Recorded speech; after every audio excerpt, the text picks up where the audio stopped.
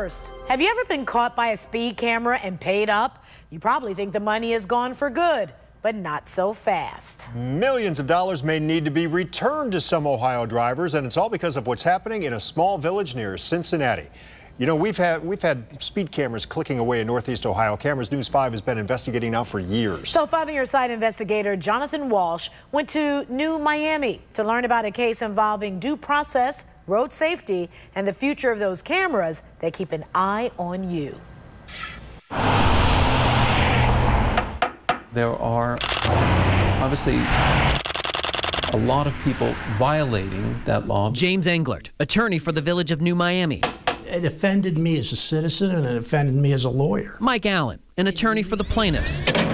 The arguments are deep. Traffic laws are there for a reason. It was not a meaningful process to contest these citations. The focus? Stationary speed cameras set up in New Miami and Butler County. 15 months of snapping what the village claimed were speeders. More than 30,000 citations issued, clicking that collected $3 million. Municipalities that use speed cameras often say it's all about safety. It kind of makes sense because you're trying to slow down traffic.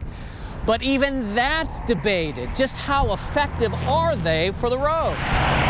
The reason that the village did it was to ensure safety. It's nothing more than just a bald-faced cash grab. Judges have sided with the drivers.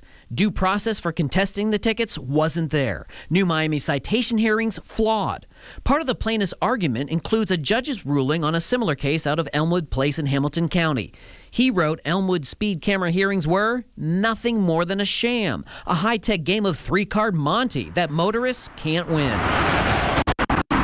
Judges in the New Miami case so far say the village has to pay drivers back. Money the village of 2,600 people doesn't have. State audits show what the village collected in general fines, licenses, and permits before the cameras, $30,000 to $50,000. During the cameras in 2013, $1.4 million.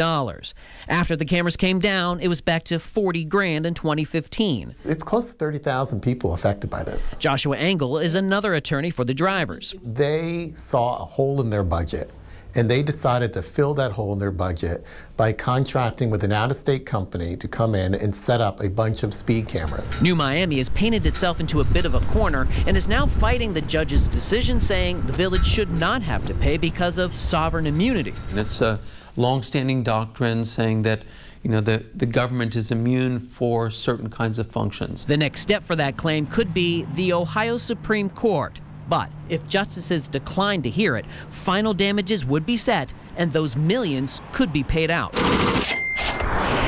Now, the overall picture of this case as it relates to your streets, the Insurance Institute for Highway Safety reports 16 municipalities operate speed cameras in Ohio, including Akron, East Cleveland, Lindale, Newburgh Heights, and Parma in our area.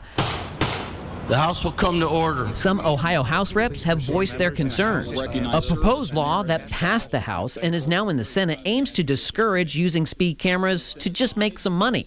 It says municipalities would have to report what they make from speed camera fines, and then Ohio would subtract dollar for dollar that amount from the state funding that goes to those towns. When you look at it from how are we going to most efficiently raise money versus how are we going to accomplish some public safety goal, you end up with a different outcome. So, what if New Miami loses its case altogether? If New Miami has to pay up $3 million, it would make those other municipalities think before they decide to implement a speed camera program again.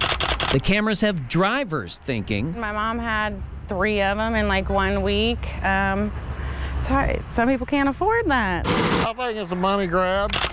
Miami don't have near the revenue they did have. And lawyers arguing. We do like how things look and the developing posture of the law. We're not going anywhere, and we'd be willing to fight the case again. I'm 5 on your side investigator Jonathan Walsh.